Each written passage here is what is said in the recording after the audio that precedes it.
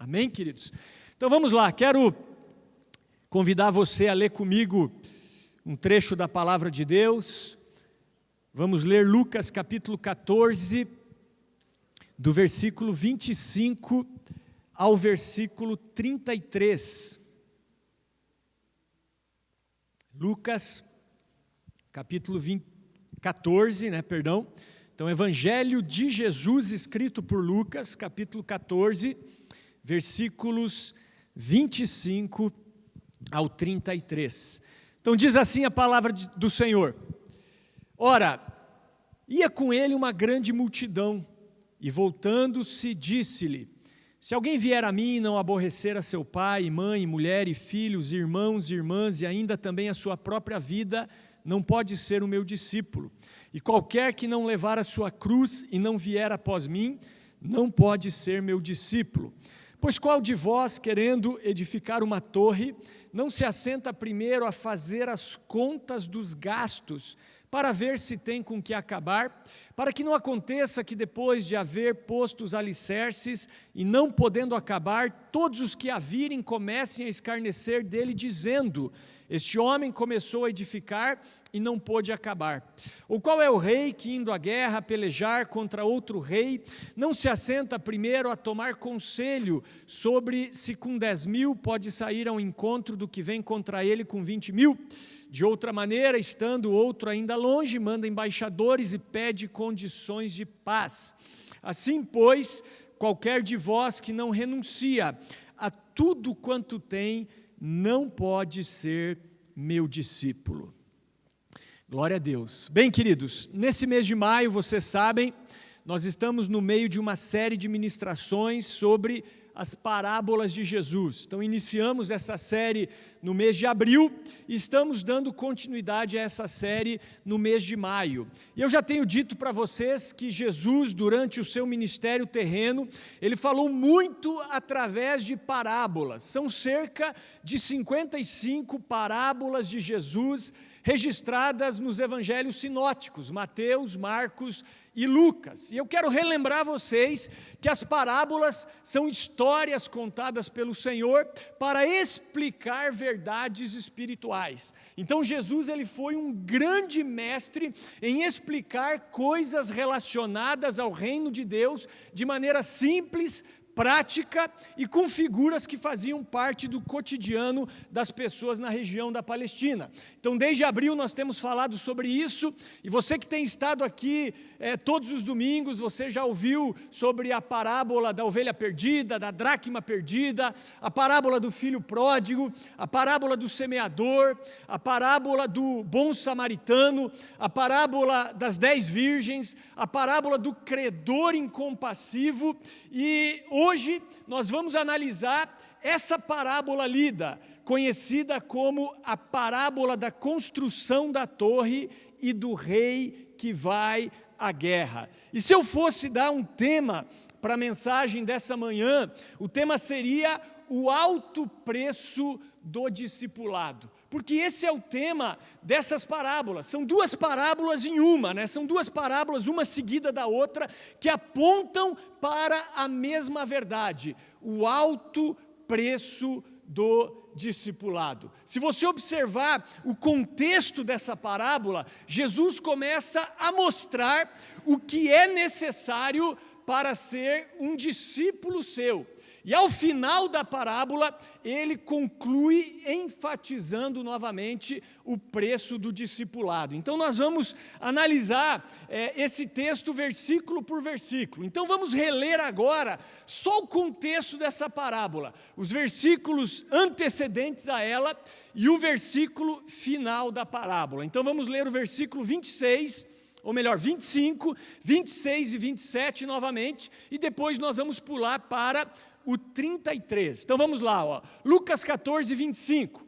Ora, ia com ele uma grande multidão, e voltando-se, disse-lhe: Se alguém vier a mim e não aborrecer a seu pai, e mãe, e mulher, e filhos, e irmãos e irmãs, e ainda também a sua própria vida, não pode ser meu discípulo. E qualquer que não levar a sua cruz e não vier após mim, não pode ser meu discípulo. Agora vamos pular para o 33, que é o pós-parábola. Assim, pois, qualquer de vós que não renuncia a tudo quanto tem, não pode ser meu discípulo. Então nós vemos aqui o que Jesus está dizendo. Ele está falando sobre o preço para ser o seu discípulo.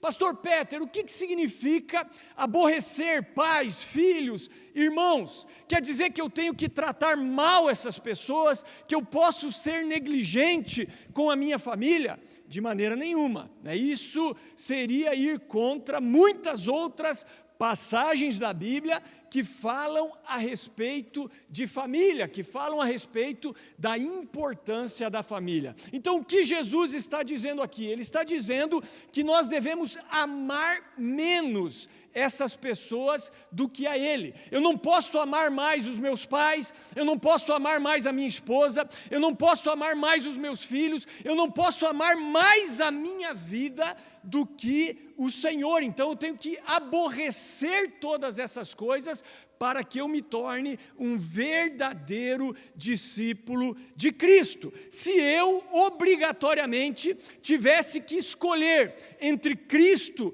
e a família, Cristo deveria vir em primeiro lugar.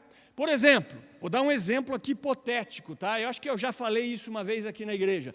Digamos que a minha esposa tivesse um surto, né? E ela dissesse assim: agora, Peter, você tem que escolher.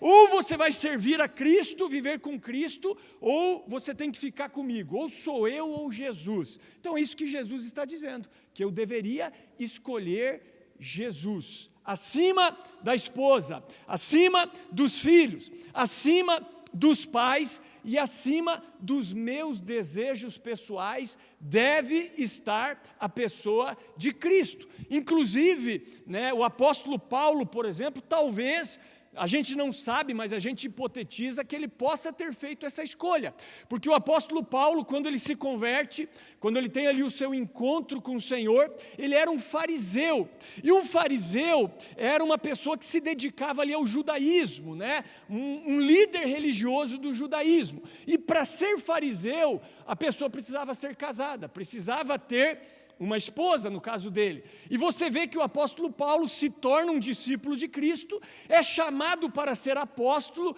e ele vive de maneira celibatária até o final da sua vida.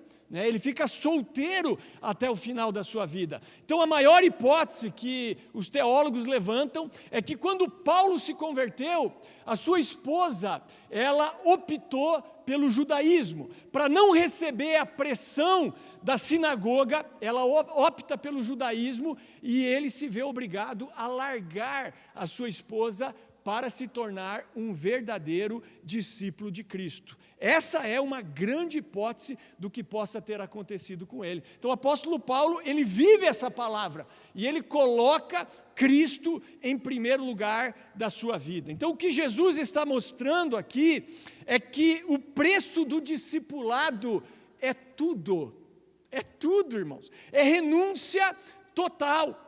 Sabe por que algumas pessoas na igreja, elas continuam lutando com pecadinhos de estimação, com algumas prisões espirituais, com alguns problemas emocionais? Sabe por quê? Porque elas nunca renunciaram tudo. Elas ainda amam o mundo, elas ainda amam a carne, elas ainda amam o sistema na qual elas estão inseridas, elas ainda amam a sua própria vida acima do Senhor e não pagaram o preço de renunciar todas as coisas. Então, o que essas parábolas nos ensinam é que para sermos discípulos de Jesus, o preço é tudo, irmãos, é tudo. Absolutamente tudo. Inclusive o saudoso Billy Graham, em uma das suas frases famosas, ele dizia: a salvação é pela graça, mas o discipulado custa tudo o que temos. Então, nesse sentido, eu gostaria de dizer para vocês que o propósito de Jesus foi sempre o de fazer discípulos. O propósito de Jesus não é que você seja um frequentador de igreja simplesmente. O propósito de Jesus não é que você seja simplesmente um consumidor evangélico, uma pessoa gospel. O propósito de Jesus não é esse. Inclusive, simplesmente frequentar a igreja não salva ninguém. Judas Iscariotes, ele frequentou a igreja de Jesus durante 3 anos e meio, né? 3 anos e meio com o Rei dos Reis, com o Senhor dos Senhores, com o Mestre dos Mestres, e Judas não se converteu. O fim de Judas foi a perdição. Ele continuou até o final amando o dinheiro, sendo avarento. Tanto é assim que ele entregou o Senhor em troca de 30 moedas de prata.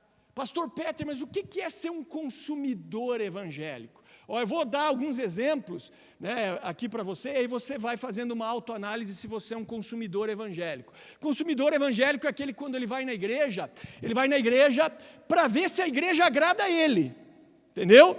Então daí ele diz assim, não, nessa igreja eu não fico, porque eu não gostei do louvor, né?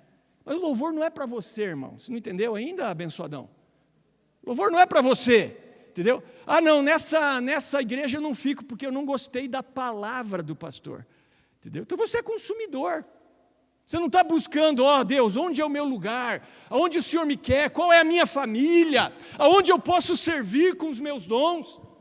Não, eu estou sendo um consumidor evangélico, né? E se você quer saber como você escolhe uma igreja, a primeira coisa é pregar da Bíblia nessa igreja. Porque a Bíblia não foi feita para te agradar, a Bíblia foi feita para te transformar, não para te agradar. Entendeu?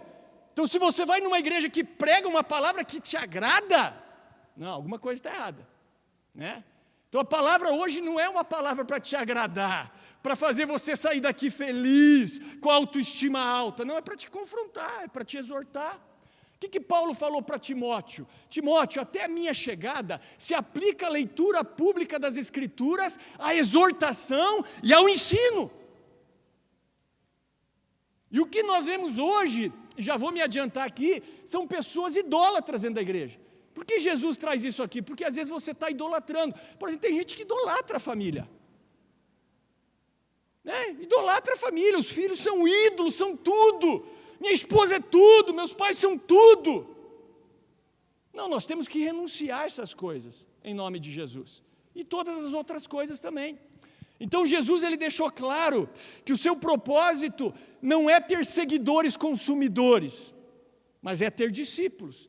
Mateus 28:19 diz, portanto, ide e fazei discípulos de todas as nações, batizando-os em nome do Pai, do Filho e do Espírito Santo. Então esse é o propósito de Jesus, fazer discípulos. Então nessa manhã nós vamos responder a 3 questionamentos. Primeira coisa, o que é ser um discípulo de Jesus? E vamos ver também o significado da palavra discípulo. Vamos ver como nasce um discípulo de Jesus e vamos finalizar falando novamente sobre o alto preço do discipulado. Então nós veremos que toda escolha tem um preço. Por melhor que seja a tua escolha, você fez a melhor escolha da sua vida. Saiba que toda escolha traz perdas e ganhos. E não é diferente em relação ao discipulado. Quando nós decidimos ser discípulos de Jesus, o preço é alto. Nós pagamos muito caro. Nós perdemos demais ao escolhermos ser discípulos de Jesus. Mas nós também ganhamos muito. Sabe qual é a boa notícia? Que quando você escolhe ser discípulo de Jesus, as perdas são temporais. Você perde nessa vida, mas você ganha eternamente. Os ganhos são eternos. Eu posso ouvir um amém? Então, o que é ser um discípulo, pastor Peter? A palavra discípulo vem do grego mathetes, que significa, de modo geral, um aluno, um aprendiz, um seguidor de um professor. O discípulo de Jesus Cristo é a pessoa que crê nele como Senhor, como Filho de Deus, com a firme disposição de obedecer os seus mandamentos. Então, um discípulo de Jesus é aquele que, além de crer nele, deseja ser parecido com o Mestre, deseja refletir a sua imagem. Então, essas são algumas características de um discípulo do Senhor. Então, o que é ser um discípulo de Jesus? É crer nele como Senhor, desejar aprender os seus mandamentos e obedecê-los e buscar ser parecido com o Mestre. Agora é importante também destacar o que não é ser um discípulo de Jesus. Não é ser um discípulo de Jesus simplesmente ser um cristão nominal. Uma pessoa, como eu falei, que está na igreja, tem o seu nome na membresia, mas não obedece. Inclusive, você pode até chamar o Senhor de Senhor, mas se você não obedecer os seus mandamentos, ele disse que você é desconhecido para ele. Ele mesmo falou isso, não é verdade?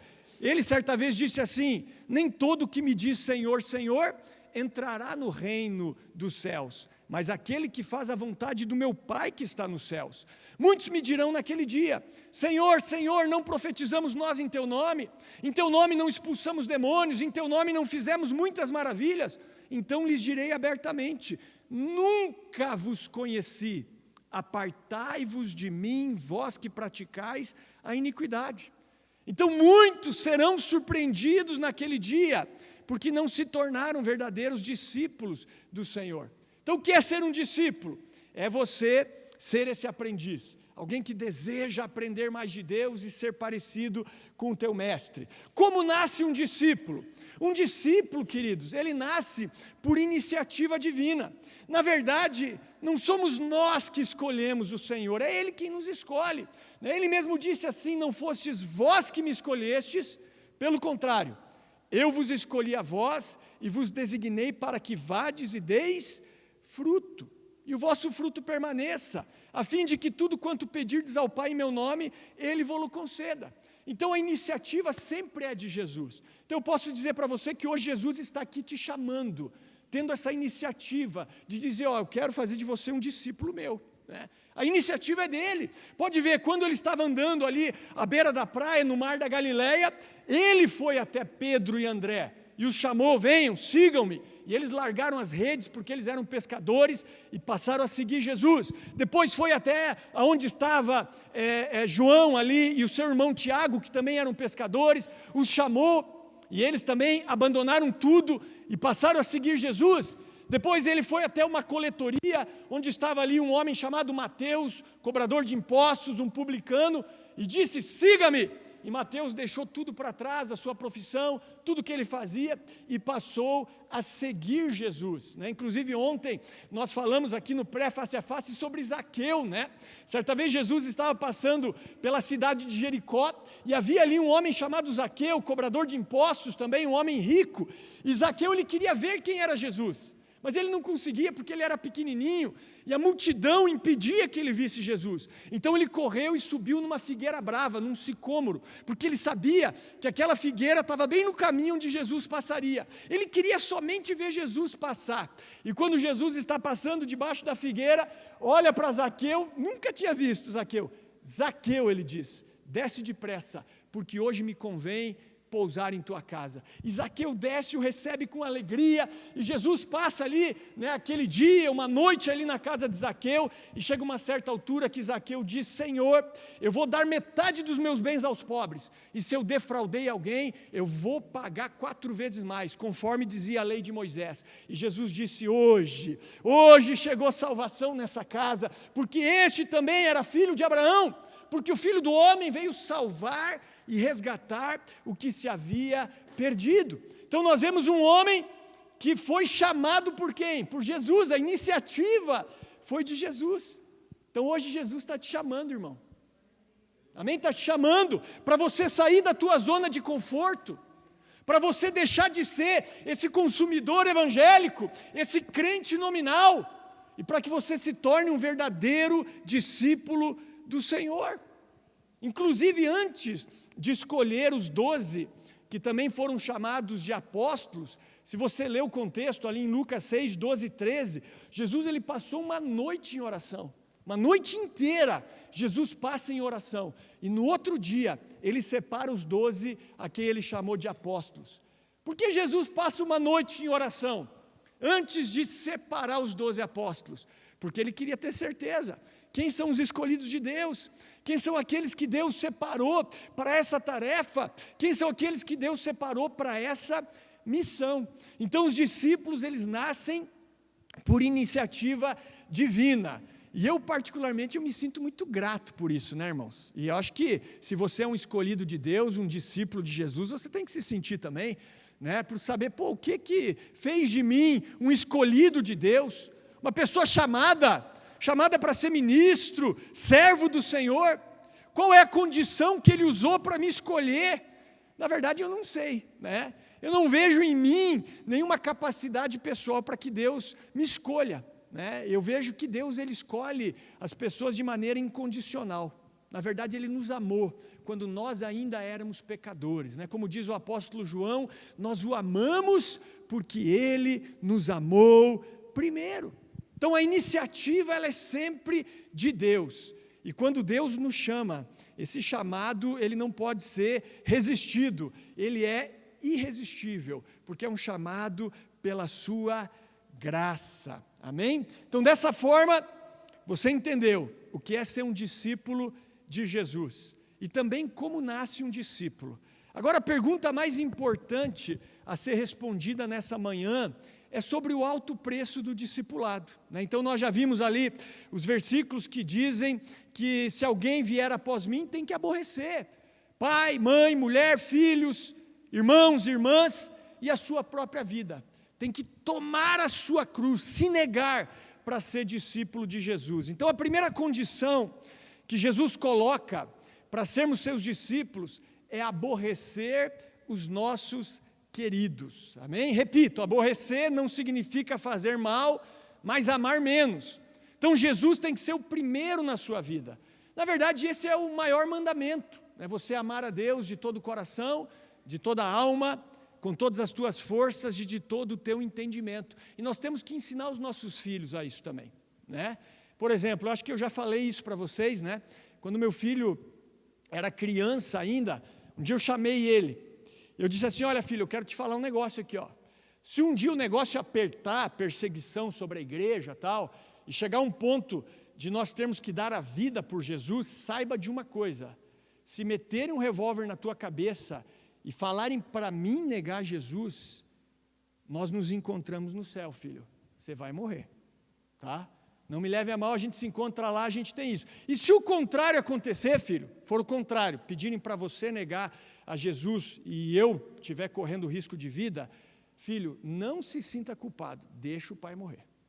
Não negue, não negue. E o meu filho desde pequeno ele entende, ele, tá bom pai, tá bom, entendeu bem o que eu estou falando? Entendi, meu filho se converteu criança, irmãos. E os nossos filhos têm que se converter, né? Eu queria até dizer algo, abrir um parênteses aqui, né?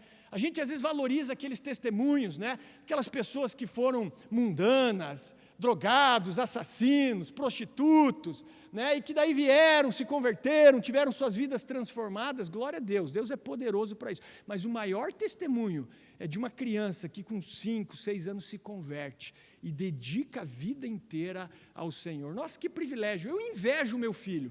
Eu me converti cedo, com 17 anos, mas eu ainda tive a oportunidade de cometer alguns pecados que se eu voltasse atrás, eu falo, nunca ia fazer isso aqui, né? Então eu falo assim, ó filho, às vezes eu olho para ele e falo, nossa, tenho inveja, uma inveja santa do meu filho, né? Que é uma criança que se converteu e que vem dedicando toda a sua vida ao Senhor. E assim tem sido com a minha filha também. Tenho já ministrado essas coisas para ela já sabe do plano de salvação em Cristo Jesus.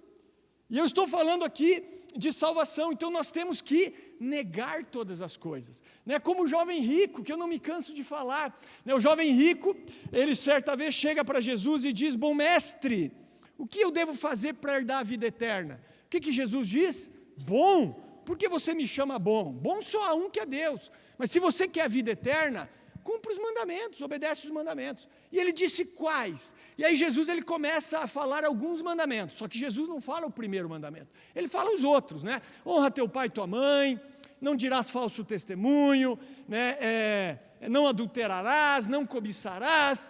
E aí o jovem, que era uma pessoa aparentemente boa nesse sentido, ele diz, pois bem, tudo isso eu tenho observado desde que eu sou criança, eu vivo tudo isso que o Senhor está falando. E aí olha só o detalhe, a Bíblia diz que Jesus o amou, e aí disse a verdade para ele, não falta uma coisa para você, vai, vende tudo que você tem, dá aos pobres, depois vem e me siga, e você vai ter um tesouro no céu. E aí aquele jovem rico, ele sai triste, porque ele possuía muitos bens, e ele era um avarento. Então veja só, o amor fez com que Jesus falasse a verdade para aquele jovem rico. Falta uma coisa para você. Você tem um ídolo aí no seu coração, que é o seu dinheiro, que é a sua riqueza, que são os seus bens. Você tem que vender, você tem que renunciar a isso daí e me seguir. Mal sabia ele que se ele fizesse isso, Jesus disse, mais para frente, que todo aquele que renunciar a pai, mãe, filho, filha, a sua vida, finanças, por amor de Deus e do Evangelho, receberia 100 vezes mais nessa vida e no porvir a vida eterna. Então ele não ficaria desprovido de sustento, ele receberia muito ainda nessa vida, porque ele colocaria o Senhor em primeiro lugar. Mas veja só, ele vivia todos os mandamentos, menos o primeiro. O primeiro, que é amar a Deus acima de todas as coisas, de todo o coração, de toda a alma, com todas as forças e de todo o entendimento. E porque Jesus o amou, ele falou a verdade para esse jovem rico. O que é difícil de nós ouvirmos hoje. Eu amo cada um de vocês e por isso eu falo a verdade para vocês. Não tem outro caminho. Esse é o caminho. Não estou aqui para passar pano em vocês, né? Porque se tem algo hoje que a gente vê em muitas igrejas, por causa dos consumidores evangélicos, os pastores estão passando a mão na cabeça das pessoas. Estão pregando uma mensagenzinha agradável para amaciar o teu ego, para você ficar feliz, para você gostar do pastor e da igreja e voltar, mas não prega a verdade. É o pastor do amor que eu falo, né? O pastor do amor está destruindo as igrejas, né? O cara chega na igreja, falou, a minha mulher me deu um pé na bunda porque eu sou adúltero. Eu estou desempregado porque eu sou preguiçoso, tal. Aí o pastor chega, não tem problema não, irmão, vem cá, Deus te ama. Aí sabe o que ele entende às vezes com isso? Tem a mensagem que você prega e a mensagem que o outro entende, irmão. Sabe o que ele entende? Não posso continuar vivendo esse tipo de vida. Deus te ama, Deus te ama, Deus te ama, Deus te ama, Deus te ama. Deus ama você como você é, né? Aí, o que você entende? Entende? Eu posso continuar vivendo assim. E está tudo bem, eu vou para o céu. Não é isso que a Bíblia diz. Jesus falou que se você o chama de Senhor e não obedece, você não tem a sua entrada no reino dos céus. Não é verdade? Então nós temos que renunciar tudo, né? Se o meu pai chegasse para mim, desse um surto nele e dissesse, ou você nega Jesus, ou você não tem herança, não tem parte na tua herança. O que eu tinha que fazer? Você está deserdado, abre mão da herança. Meu pai não quer que eu me batize. Entre obedecer o teu pai e obedecer a Deus, primeiro vem Deus. Você está entendendo? Deus em primeiro lugar. A obediência, ela é condicional. A submissão não, a gente sempre se mantém submisso à autoridade, mas nós não somos obrigados a obedecer uma autoridade diante de uma situação que vai contra um princípio de Deus. Então nós precisamos confessar Jesus como nosso Senhor. E aqui está o verdadeiro evangelho. Romanos capítulo 10, versículo 9, diz: se com tua boca confessares ao Senhor Jesus, e em teu coração creres que Deus o ressuscitou dentre os mortos, você será salvo. Então veja que o confessar é Jesus como Senhor. E aqui tem um erro teológico também, porque as pessoas elas confessam Jesus como Salvador, né? Não é isso? Quem aqui quer Jesus como Salvador aí? Levanta a mão. Quer Jesus como Salvador? Todo mundo quer, levanta a mão se não quer ser salvo. Mas quem quer Ele como Senhor? Essa é a pergunta. Ele só vai ser teu Salvador se Ele for o teu Senhor. Nós não entendemos bem isso, porque hoje a gente não vive numa época de escravatura. Mas na época de Jesus e do apóstolo Paulo, eles entendiam o que era confessar Jesus como Senhor. Porque era uma época que tinha escravos. O que um escravo era? Ele era uma posse do Senhor. O escravo não tinha autonomia. Ele não fazia o que ele queria. O escravo obedecia o seu Senhor. Isso é ter Jesus como Senhor. Eu não vivo mais para mim. Eu não faço mais a minha vontade. Eu não realizo mais os meus sonhos. Entendeu? Eu vou obedecer o meu Senhor. Só que a diferença é que o nosso Senhor é um Senhor amoroso, bondoso. É um Senhor que sabe o que é melhor para nós. E aí que está. Sabe muito melhor do que você o que é melhor para você. E ser escravo do Senhor é ser verdadeiramente livre. Essa é que é a verdade. Então, se você quer salvação, quer um dia estar no céu, você precisa confessar Jesus como teu Senhor. Se Ele for o teu Senhor, Ele será também o seu Salvador. Por isso, no versículo 27, ele diz: e qualquer que não levar a sua cruz e não vier após mim, não pode ser o meu discípulo. Então aqui a gente vê uma morte para o eu, uma morte para o mundo, uma morte para o pecado. Como Paulo disse: estou crucificado com Cristo, e já não sou mais eu quem vivo, Cristo vive em mim. Então pensa aí se Jesus é o Senhor da tua vida, ou você é como um daqueles convidados para a grande ceia, na parábola da grande ceia, né? Tem a parábola da grande ceia, onde Jesus conta que um senhor, ele preparou uma grande ceia e mandou os seus servos chamarem os convidados. E aí o servo chegou no primeiro convidado: o senhor preparou a ceia, está tudo pronto. Não, peça desculpas, eu não vou, porque eu comprei um campo, eu preciso ir ver o campo. Aí chegou no segundo: não, peça desculpa para o senhor, eu não vou na ceia, porque eu comprei 2 juntas de bois e preciso experimentar. Aí para o terceiro, ele chega e o cara fala: não, me desculpa, eu não vou na ceia, porque eu casei e não posso ir.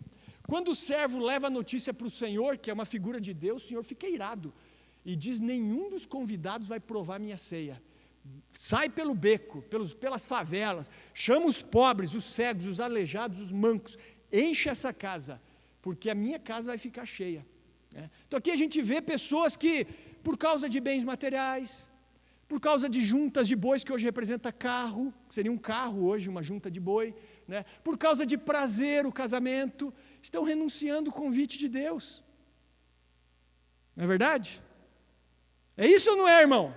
Então pensa aí, o que está em primeiro lugar no seu coração? Enquanto eu estou falando aqui, o que está norteando o teu pensamento, por exemplo? É o Senhor? É a sua palavra? É a vontade dEle para você? Ou não? Então hoje Deus te chama para ser um verdadeiro discípulo do Senhor. E aí Ele vai mostrar que você deve fazer esse planejamento, Então vamos reler aqui, do versículo 28 em diante, a parábola mesmo. Então diz assim: pois qual de vós, querendo edificar uma torre, não se assenta primeiro a fazer as contas dos gastos, para ver se tem com que acabar? Para que não aconteça que depois de haver posto os alicerces e não podendo acabar, todos os que a virem comecem a escarnecer dele, dizendo: este homem começou a edificar e não pôde acabar. Ou qual é o rei que, indo à guerra pelejar contra outro rei, não se assenta primeiro a tomar conselho sobre se com 10.000 pode sair ao encontro do que vem contra ele com 20.000? De outra maneira, estando o outro ainda longe, manda embaixadores e pede condições de paz. Assim, pois, qualquer de vós que não renuncia a tudo quanto tem, não pode ser o meu discípulo. Então aqui Jesus ele mostrou de uma maneira muito clara para os seguidores dele qual era o preço do discipulado. E ele fala: calcula o preço. Quando você vai fazer uma obra, ele está dizendo assim, você deve sentar e fazer um orçamento. Você deve ver se você vai ter dinheiro para acabar essa obra. Se não, é melhor desistir do projeto. Então ele está dando preço aqui, queridos. E eu estou dando preço para você. Então meu conselho: ou você paga o preço, ou desiste da obra. É isso que ele está falando. O preço é alto. Até você já ouviu aquela expressão, que o barato sai caro, não é verdade? Você já se arrependeu de algum orçamento barato que você fez, assim, ou optou pelo mais barato, Puxa, eu fui no mais barato, me dei mal. Preferia ter pagado mais caro, porque a qualidade do serviço era melhor. Então, no reino de Deus, o preço mais barato é você ficar no meio da multidão, irmão. É você continuar sendo um consumidor evangélico, uma pessoa gospel. Nossa, isso é barato demais. Vivendo a tua vidinha, correndo atrás daquilo que te dá prazer, pecando, fazendo aquilo que a tua alma deseja, Mas saiba que o barato pode sair muito caro a longo prazo, e esse prazo pode ser eterno, Então é muito perigoso ficar nesse lugar. Até porque quando vier uma tribulação verdadeira sobre nós, quem estiver nessa posição não vai resistir. Se você não tiver firmado na rocha, na palavra de Deus, não tiver cavado fundo, nesses últimos dias você não vai resistir. A tentação tem sido muito grande, a tribulação tem sido já grande para nós, E eu quero dizer para você que o preço do discipulado é tudo. No reino de Deus, irmãos, ou é tudo ou é nada. No reino de Deus, ou é preto ou é branco. Em muitas áreas da nossa vida, a gente não pode levar assim dessa maneira, preto, branco, tudo ou nada. Mas quando se fala de evangelho é assim. É assim ou não é? O que Jesus disse? Ele disse assim: aquele que não é comigo é contra mim, e aquele que comigo não ajunta, espalha. Ele está dizendo, se você não está 100% do meu lado, você já está do lado do inimigo. Por isso que ele disse, dessa forma, aquele que não renuncia a tudo quanto tem não pode ser o meu discípulo. Para ficar mais claro, irmãos, tá? Para ficar bem mais claro aqui, principalmente você que é casado, você sabe que o nosso relacionamento com Deus é comparado a um casamento, é ou não é? Jesus é o noivo, nós somos a noiva. Leia o livro do profeta Oséias. O livro do profeta Oséias compara o relacionamento de Deus com o seu povo com o relacionamento de marido e de mulher. Agora olha só, você que é casado, presta atenção, você aceitaria uma mulher 95% fiel a você? Você aceitaria ou não? Sim ou não? Aí, pensa aí, você que é homem casado, ou que é solteiro e vai casar. Em 30 dias a mulher vai trair você 1 dia e meio mais ou menos, entendeu? Que dá mais ou menos aí 5% do mês. Ela vai sair 1 dia e meio e vai te trair. Vai dormir com outro cara, esse tipo de coisa, você ia gostar? Toparia isso, irmãozinho? E você, mulher, gostaria de ter um marido assim? Tipo 95% fiel a você? Ser 95% fiel é ser infiel, irmão. É assim ou não é? É isso. Por isso que a Bíblia, ela fala que Deus ele tem intensos ciúmes de nós. E Tiago 4 e 5 diz assim, adúlteros e adúlteras. Olha só. Olha como Tiago fala. Eu sou muito light, irmão. Se você tivesse Tiago como teu pastor aqui, não ia sobrar nada. Pode ter certeza. Paulo, então, nossa, como eu gosto de Paulo, cara. Paulo é demais. Adúlteros e adúlteras. Ele está pregando. Não sabeis vós que a amizade do mundo é inimizade contra Deus? Portanto, qualquer que quiser ser amigo do mundo, constitui-se inimigo de Deus. Ou cuidai vós, que em vão diz a Escritura, o Espírito que em vós habita tem ciúmes. Eu sou 5%, eu amo tanto esse mundo. Irmão, eu odeio esse mundo, não vejo a hora de sair dele.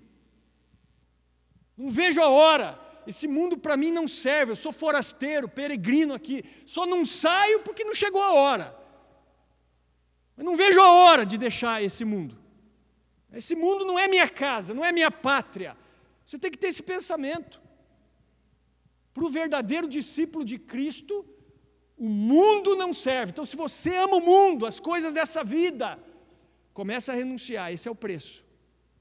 Esse é o preço. Porque um dia tudo isso aqui vai ficar também, irmão. Não é verdade? Por isso que o apóstolo Paulo diz, mas de nada faço questão, nem tenho a minha vida por preciosa, contanto que cumpra com alegria a minha carreira e o ministério que recebi do Senhor Jesus para dar testemunho do Evangelho da graça de Deus. Não tenho a minha vida por preciosa. E em Filipenses, para os filipenses ele diz, mas o que eu considerava ganho, reputei-o por perda, por Cristo. E na verdade tenho também por perda todas as coisas, pela excelência do conhecimento de Cristo Jesus meu Senhor, pelo qual sofri a perda de todas essas coisas, e as considero como refúgio para que eu possa ganhar a Cristo. Amém? E eu finalizo a mensagem como eu comecei, dizendo que toda escolha traz perdas e ganhos. Optar por ser um discípulo de Jesus é perder nesse mundo, é renunciar tudo, é escolher não ter vontades, a não ser a vontade de Deus. Mas os ganhos são eternamente maiores, porque de fato eles são eternos. Amém, queridos? Então é isso que essa parábola ela nos ensina. Renúncia total. Não existe outro caminho para nós.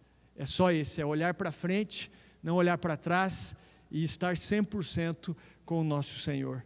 Quero convidar você a ficar de pé.